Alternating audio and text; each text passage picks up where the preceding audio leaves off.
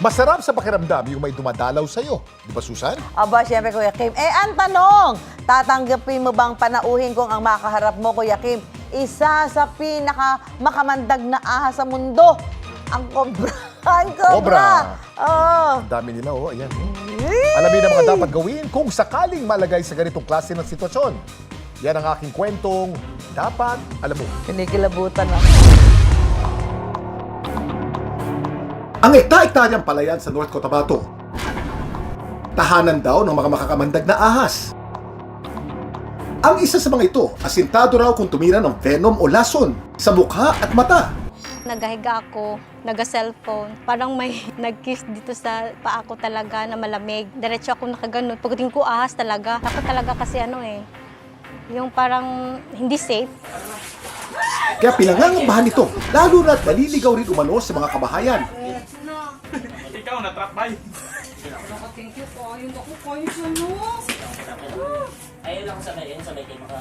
Hello. Namoy mo yun.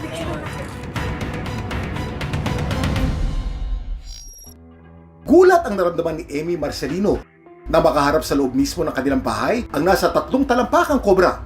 Baka iwan ko yung ahas, hindi ko alam kung saan siya magtago, magbabalik yung mga anak ko. Kapag hindi ko nakita yung ahas, hindi namin alam. Kaya naisipan ko maglagay ng mouse trap. Doon sa palibot talaga niya, at least maghanap ako ng mag-rescue sa akin. Agad niya itong tinawag sa City Environment and Natural Resources o Sendro Matalam. Pinapunta naman nila sa bahay ni Amy, ang accredited rescuer at estudyante ng biology sa University of Southern Mindanao na si Ervin Pitogo. It's a kind of connection ng mula ng bata pa kasi parang may experience ako na yung uncle ko may ahas, yun na naging passion ko siya. Parang justice sa akin na they must be protected. 4 na taon nang nagre-rescue o sumasagip ng mga hayop na nangangailangan ng tulong si Ervin. Kabilang dito ang makamandag na kobra. Napunta ako sa ahas because they are most talaga na victimized, most misconceptions, pinapatay. Una-una hindi ko talaga na-identify. Basta ahas, takot ako. Kaya yun yung pag-rescue ko, sabi na cobra daw. Nakamamatay ang kamandag at tuklaw ng kobra. Kaya sa ganitong pagkakataon, mga eksperto ang kanilang hinihingan ng tulong. In rescuing, meron kaming gloves, snake hook, herpetological na mga tongs, goggles. Yung katsa po ay yung nasisibing enclosure nila sa transportation. So long as makaya namin reach yung area tapos available kami, ginapuntahan talaga namin yan. Pagdating sa bahay ni Emmy, natagpuan ng kobra na tila nagtatago sa cabinet. Dito na nakumpirma ni Ervin na isa itong Samar Cobra. Ikaw na-trap by. Thank you po. Ayun ako kayo sa no. Ayun lang sabay kayo maka. Hello. Namoy mo yun. Namoy oil. Namoy oil. Oil, dili. Virgin ko na oil. Kailangan natin. Ay, bisag ka ng nilang malun te. Ay, dili. Ginahabol ko na ni. Ang Samar Cobra ay isang uri ng venomous o makamandag na ahas na endemic o matatagpuan lang sa Visayas at Mindanao. Sa pag-aaral, maaaring mamatay sa loob lang ng 30 minuto ang sinumang matuklaw nito.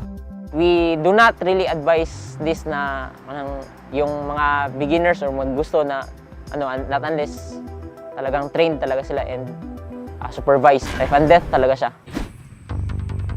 20 metro mula sa bahay ni Emmy, dinala ng grupo ni Ervin ang na-rescue na Samar Cobra sa Wildlife Rescue Center sa Kabakan, North Cotabato.